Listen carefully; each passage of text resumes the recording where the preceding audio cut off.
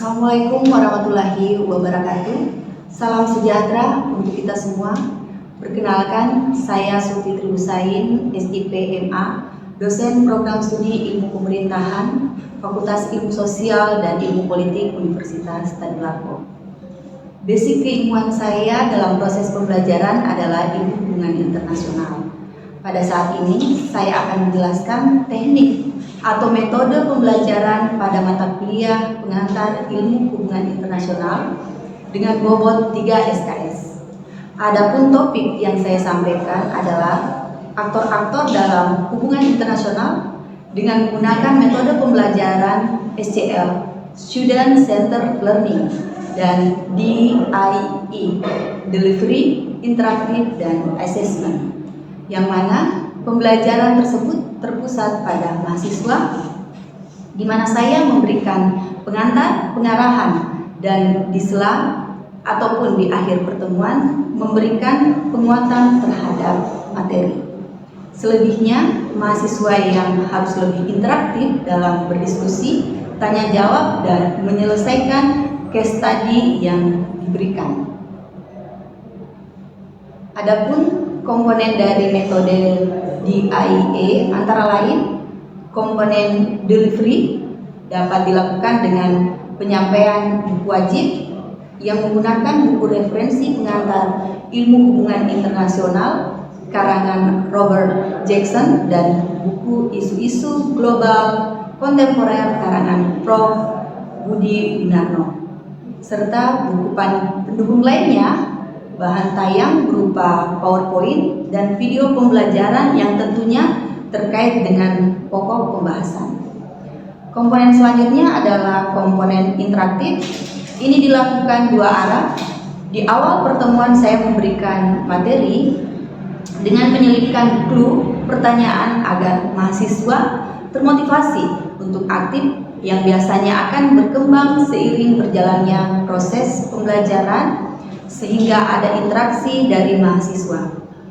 Selain itu, membentuk kelompok yang pesertanya terdiri dari 3 orang saja, sehingga setiap peserta dalam kelompok memiliki peran dan tanggung jawab dalam berdiskusi ataupun pada saat presentasi. Di akhir pertemuan, setiap mahasiswa membuat conclusion atau kesimpulan sebagai output pembelajaran. Selain tugas tersebut, pemberian tugas mandiri atau individu baik dalam peta konsep atau review buku yang telah ditentukan sebelumnya, serta mengadakan kuis juga untuk mengukur sejauh mana mahasiswa memahami materi pertemuan sebelumnya. Sebagai media pendukung komunikasi pembelajaran, saya biasanya menggunakan grup WhatsApp, menggunakan Zoom ataupun Classroom. Komponen selanjutnya dari DIE ini adalah komponen assessment, yang mana dalam penilaian ini mengacu pada kontrak perkuliahan yang sudah disampaikan pada pertemuan awal, yang mana bobot penilaian telah disepakati bersama oleh mahasiswa dan saya pada awal kontrak perkuliahan, yang terdiri dari kehadiran sebesar 10%, penugasan kelompok dan individu, ataupun review buku dan membuat peta konsep nilainya 30%, partisipasi ataupun keaktifan mahasiswa nilainya 15%, evaluasi tengah semester yang berbobot 20%, evaluasi akhir semester yang bobotnya 20%, dan memperhatikan etika dengan bobot 5%. Adapun kriteria penilaian, jika mahasiswa ingin mendapatkan nilai A, mahasiswa tersebut harus mendapatkan nilai lebih dari 85, A- 80 hingga 84, dan B+, 75 hingga 79, B, 70 hingga 74, B- 65 hingga 50, B- dari 65 sampai 69, Nilai C itu range-nya antara 60 dan nilai C range-nya antara 60 dan 64, nilai D 50 hingga 59, nilai E itu di bawah 49. Sementara nilai T apabila yang bersangkutan belum menyelesaikan tugas tepat waktu dan lain sebagainya. Selanjutnya, deskripsi singkat mata kuliah hubungan internasional ini terdiri dari sejarah dan pengertian hubungan internasional, perubahan kajian dalam ilmu hubungan internasional, isu-isu global kontemporer yang dalam kajian internasional ini mencakup hak asasi manusia, kemiskinan, kesehatan, dan masih banyak isu-isu yang meluas yang berkembang saat ini. Selanjutnya akan mempelajari aktor dalam hubungan internasional, baik itu aktor pemerintah dan non-pemerintah, hubungan internasional khususnya yang ada di kawasan Asia Tenggara. Perlu diketahui bahwa walaupun mata kuliah hubungan internasional ini merupakan mata kuliah pilihan pada program studi ilmu pemerintahan, akan tetapi dalam kajian ilmu pemerintahan tersebut juga banyak menjelaskan konsep-konsep pemerintahan yang tidak hanya skala nasional, akan tetapi secara global dengan membandingkan pemerintahan negara-negara lain, termasuk bagaimana sistem pemerintahannya, aktor yang terlibat dalam kerjasama internasional, bagaimana mempertahankan kepentingan nasional atau national interest dengan negara lain. Sehingga mata kuliah ini penting dan sangat relevan untuk dipelajari. Dalam mata kuliah ini, mahasiswa diharapkan dapat menjelaskan sejarah, pengertian pentingnya hubungan internasional dalam kehidupan berbangsa dan bernegara, termasuk tujuan dilakukannya hubungan internasional tersebut. Mahasiswa menjelaskan aktor-aktor dalam hubungan internasional dan mengidentifikasikan dan menjelaskan apa saja yang termasuk organisasi internasional dan bagaimana perkembangan serta fungsi organisasi internasional tersebut. Selanjutnya, mahasiswa juga diharapkan menerangkan hubungan internasional yang ada di kawasan Asia Tenggara, dan mahasiswa juga dapat menjelaskan apa dan bagaimana keamanan internasional, politik internasional, politik luar negeri, ekonomi internasional, dan regionalisme. Untuk tatap muka selama 14 pertemuan terdiri dari kontrak perkuliahan yang di dalamnya akan membahas sistematika pengajaran mulai dari penyampaian pokok bahasan dan selama perkuliahan, penugasan, penilaian, etika, dan unsur lain yang mendukung proses pembelajaran. Lalu kemudian selanjutnya pengertian ilmu hubungan internasional, sejarah hubungan internasional mulai dari Perang Dunia, Perang Dingin hingga pasca Perang Dingin. Aktor-aktor ilmu hubungan internasional mendeskripsikan isu-isu global kontemporer, pengertian dan pentingnya organisasi internasional, serta jenis dan fungsi organisasi internasional tersebut, hubungan internasional di kawasan Asia Tenggara, keamanan internasional, dimensi-dimensi keamanan mulai dari tradisional menuju non-tradisional, ekonomi politik internasional, konsep diplomasi dan tujuan diplomasi, menjelaskan konsep, karakteristik, dan bentuk-bentuk regionalisme. Selanjutnya, dalam mendukung pembelajaran sudah disebutkan sebelumnya menggunakan buku wajib yang berjudul Pengantar Hubungan Internasional karangan Robert Jackson dan buku karangan Prof. Budi Winarno dengan judul Isu-isu Global Kontemporer, serta beberapa buku pendukung lainnya. Dua di antaranya adalah Globalisasi Peluang dan Ancaman bagi Indonesia, serta buku Global Shift karangan Peter Gigan.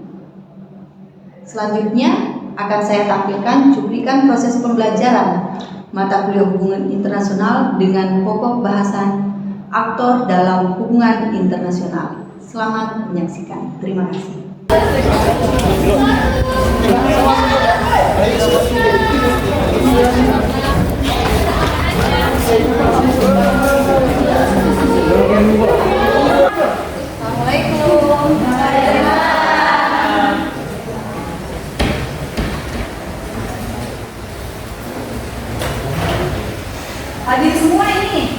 Assalamualaikum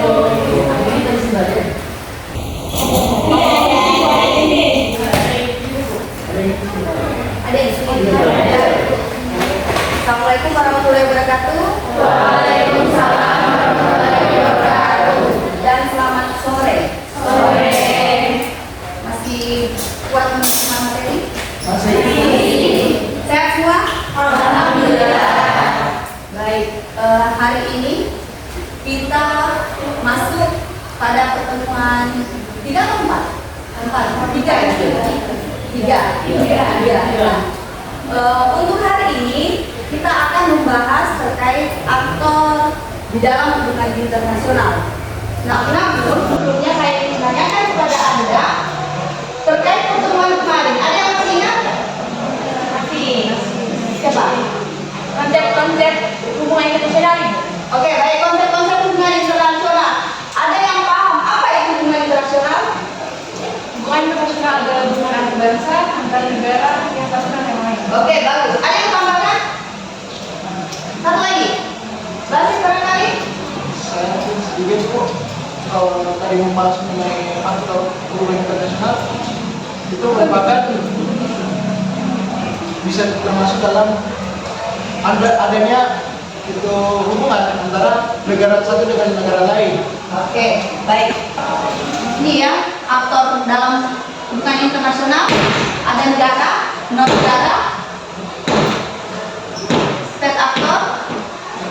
Negara adalah sebagai wadah persatuan dari kumpulan suku bangsa berdasarkan kesamaan, kemauan, serta cita-cita untuk hidup bersama dalam waktu yang lama dalam suatu wilayah. Dalam artian kalau kita berbicara negara kan kita berbicara masyarakatnya, wilayahnya, aturan atau kebijakan yang ada di dalamnya. Nah, sementara ini definisinya ya, negara merupakan aktor utama atau aktor yang paling memiliki peranan besar di dalam hubungan internasional.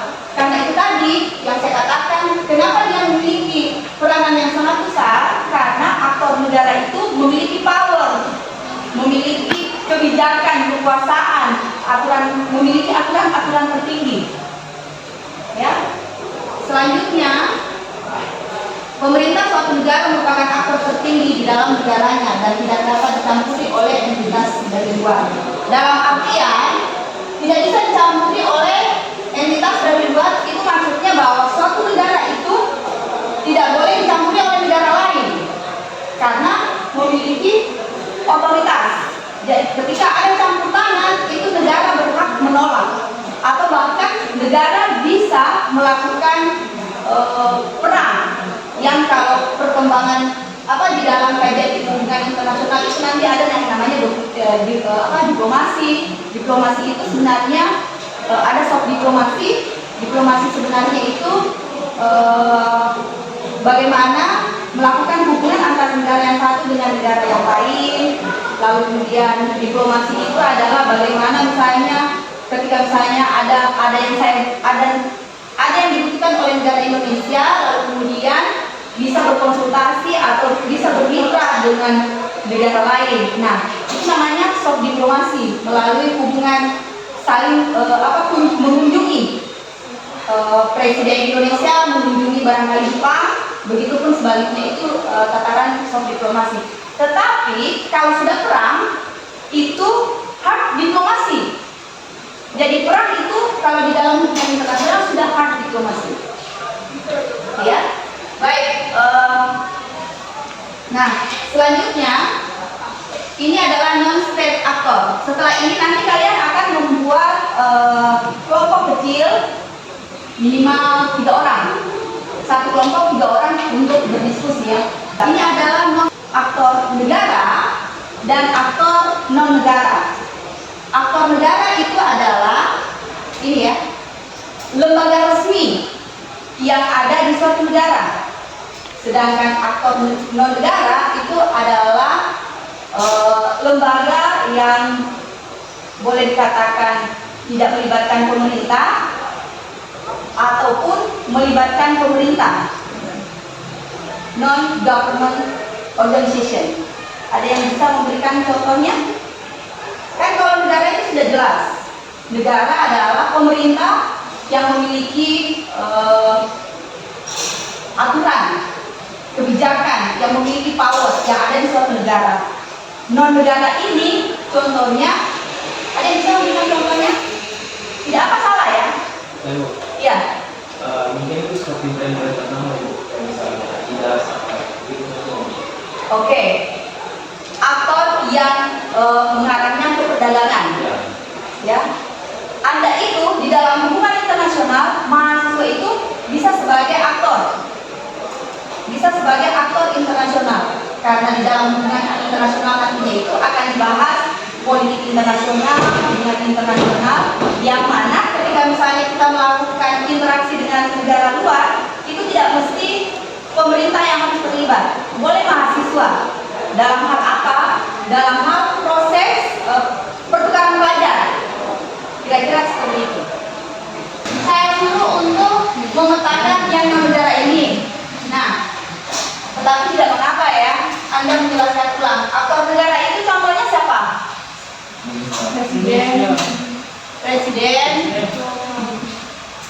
Terus presiden kan masuk pemerintah. Ya, menteri. Diplomat. Menteri-menteri. Oke. Banyak ya. Jadi pada intinya aktor negara ini adalah aktor yang bekerja untuk urusan pemerintah.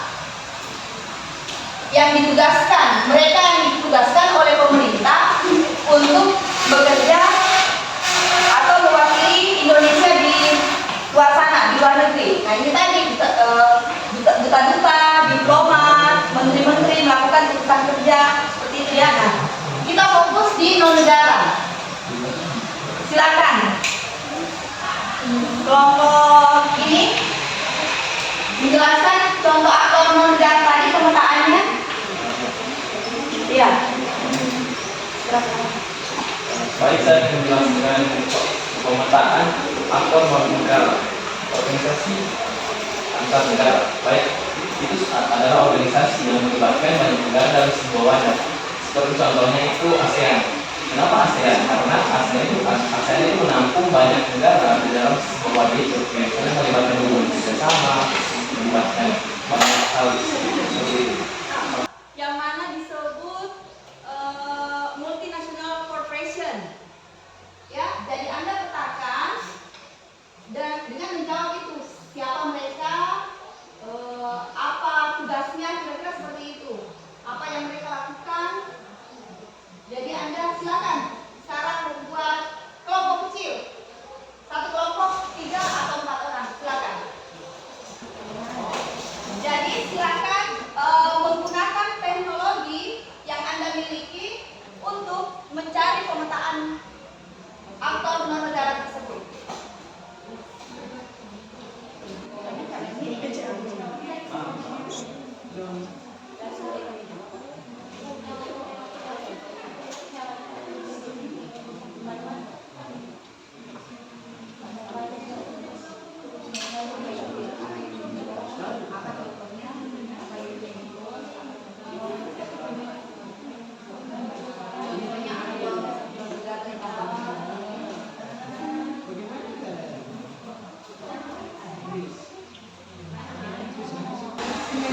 Multinasional, juga perdagangan, jadi kalau ada yang bertanya silakan ya. Itu international government organization. Apa contohnya kira-kira? Itu ditulis siapa mereka itu, apa yang mereka lakukan. Oh. internasional. Oke, baik. Terima kasih atas jawabannya. Ada yang mau menambahkan kelompok sini? Contoh yang MNC tadi ini.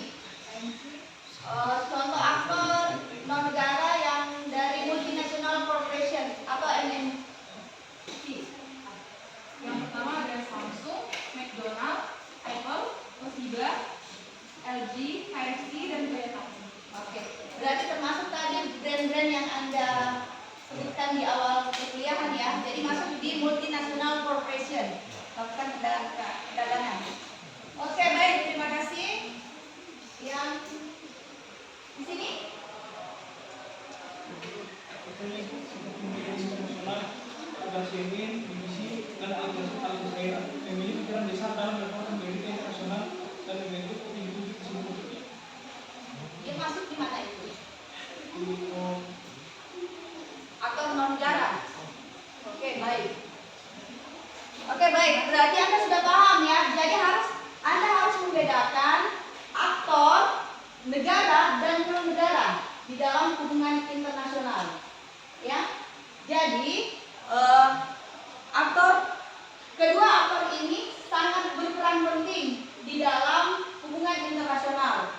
Karena aktor-aktor inilah yang apa istilahnya menjaga national interest atau kepentingan nasional, atau aktor-aktor inilah yang menjadi delegasi negara kita kencang internasional.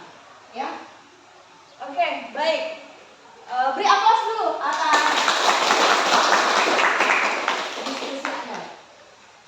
Baik, nah untuk sekarang apa masih ada yang mau bertanya terkait? Ya, silakan. Ibu, kalau individu itu atlet-atlet yang ikut misalnya olimpiade itu masuk ke individu juga, Ibu? Nah, atlet itu ketika diutus oleh pemerintah, berarti dia mewakili negara atau tidak? Mewakili. Berarti kalau dia mewakili, dia masuk di Aktor negara. Ya, kalau dia non negara seperti apa? Seperti itu tadi, mahasiswa ya? Mahasiswa. Baik, masih ada yang mau bertanya? Oke, kalau tidak ada yang bertanya, saya rasa cukup ya untuk hari ini.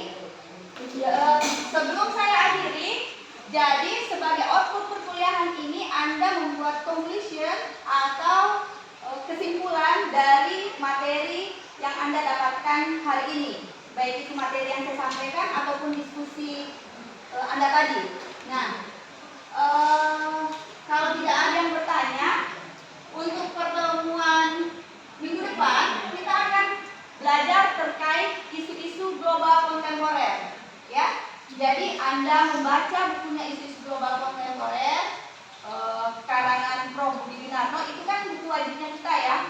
Di situ banyak dibahas terkait isu-isu global kontemporer, dan kalian bisa membaca buku-buku pendukung dari internet, Google, ataupun buku-buku yang ada di perpustakaan Prodi Ilmu Pemerintahan.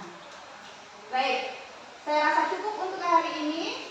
Terima kasih atas partisipasi kalian semua. Assalamualaikum warahmatullahi wabarakatuh. Waalaikumsalam.